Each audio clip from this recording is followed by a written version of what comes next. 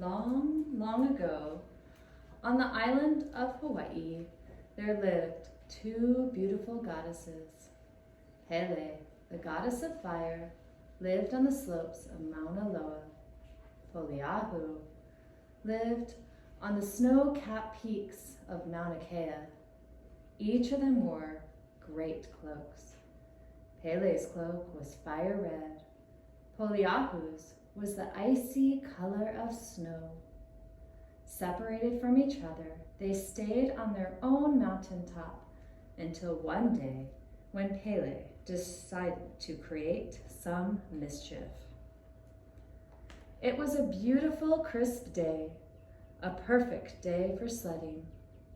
Poli'ahu and her snow goddess carried their halua sleds made of koa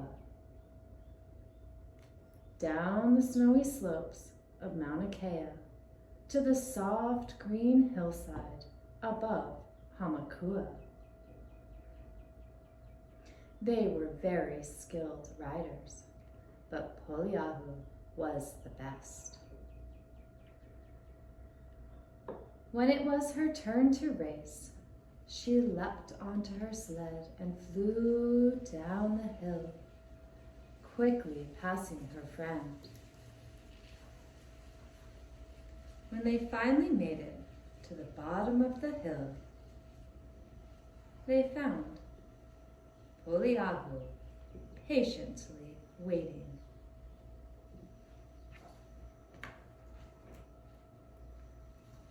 As they began to climb the hillside to race again, a beautiful young woman appeared out of nowhere.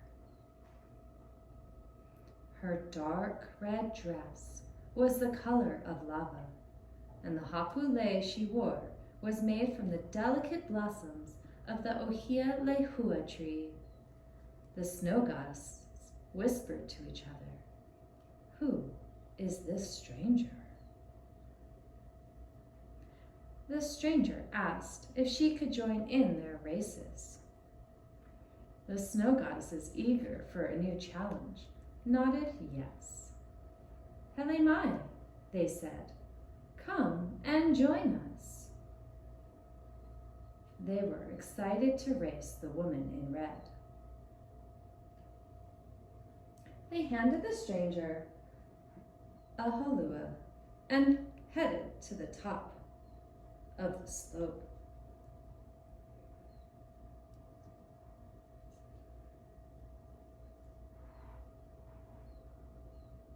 Once at the top, the stranger set down her sled, ready to race the maiden. Poli'ahu smiled and watched. The beautiful stranger jumped on her sled and raced the snow maiden down the hillside. In the end, it was the stranger who won the race.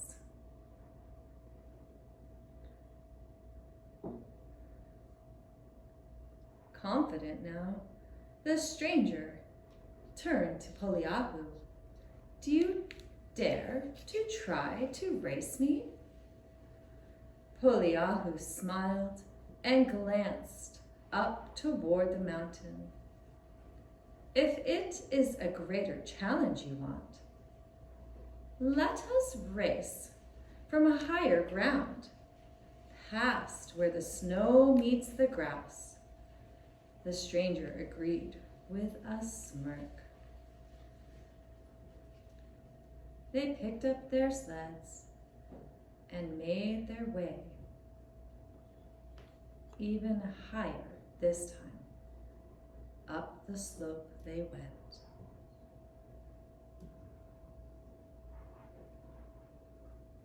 Up to where the snow met the grass.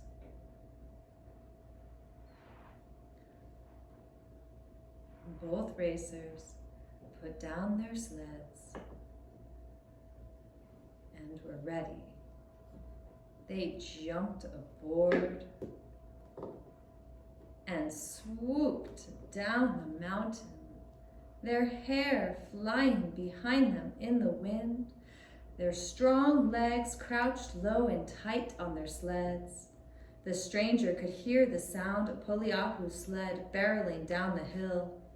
She and Poli'ahu kept close together, the noses of their sleds lunging ever closer to the finish.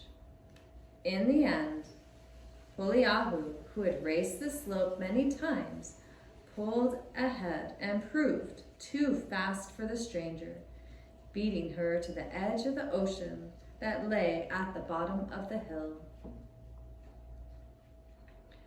The beautiful stranger grew very angry. She threw her sled far over the hillside. Her dark eyes turned a stormy black. Her red cape crackled against her skin.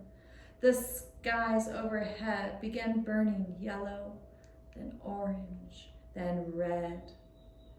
Poli'ahu watched in amazement as the stranger began to change right before her eyes. The air around them went from warm to hot. Poli'ahu could feel the heat rising in her blood. The hillside they stood on just seconds ago, so lush and green, began to dry up. Flowers wilted, trees turned black and crisp, leaves dropped to the ground and sizzled. The mountain started to shake and pulse like it was coming back to life. Beneath her feet, Poli'ahu could feel the earth growing hotter and hotter. Suddenly, she knew the stranger was Pele, the goddess of fire.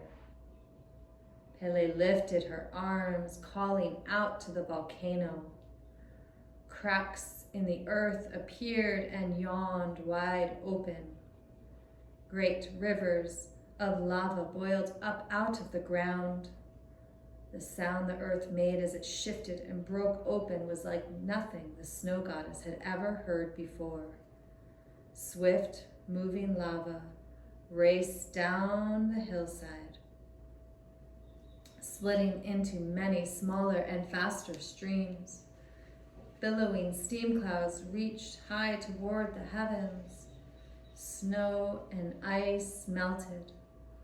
Poli'ahu's icy white kingdom was disappearing before her eyes. Poli'ahu hurried up the slopes as quickly as she could, feeling the heat below her feet. She hurried up to the top. Once Poli'ahu reached the top of the mountain, she turned around to see what Pele had done. Lava flowed as far as she could see. The ocean boiled and steam hung over the bay in fat yellow clouds. Even though her strong legs and arms were tired from sledding and running, Poli'ahu was able to summon every ounce of strength she had left. She lifted her great white cloak and threw it over the peak of the mountain, just like she was throwing a gigantic net out to sea.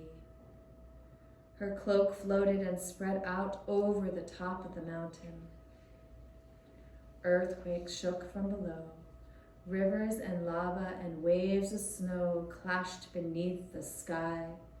Pele could feel Poli'ahu's chill spread across the mountain. She tried to melt the snow with lava.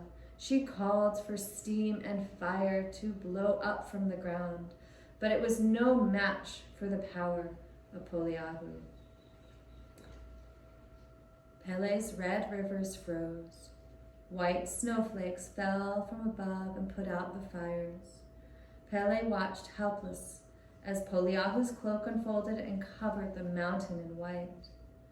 All that was left was Pele's fury, were the narrow strips of black lava that stretched out to the blue sea.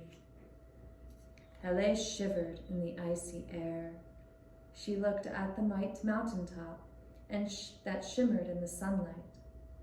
Streams of melted snow ran down the sides of the mountain into the valleys below. On the hillside where they raced their sleds, the trees once again bloomed lush and green. Pele knew she had been defeated.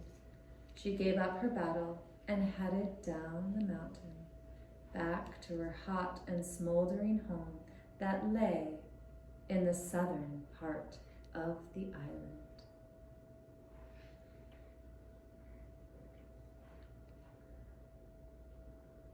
Poli'ahu looked to her friend. "Let's go home," she said. She gathered up the sleds and she hiked back up the slopes of Mauna Kea.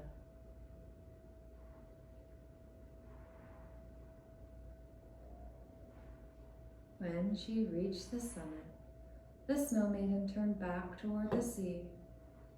From where she stood, they could see where Pele lived. They knew, although she had been defeated, it was not the last they would hear from her. Even to this day, Pele tries to take over Poli'ahu's side of the island. But as long as Poli'ahu reigns, and as long as the Snow Maidens keep their mountaintop cool, the island of Hawaii is able to live in peace.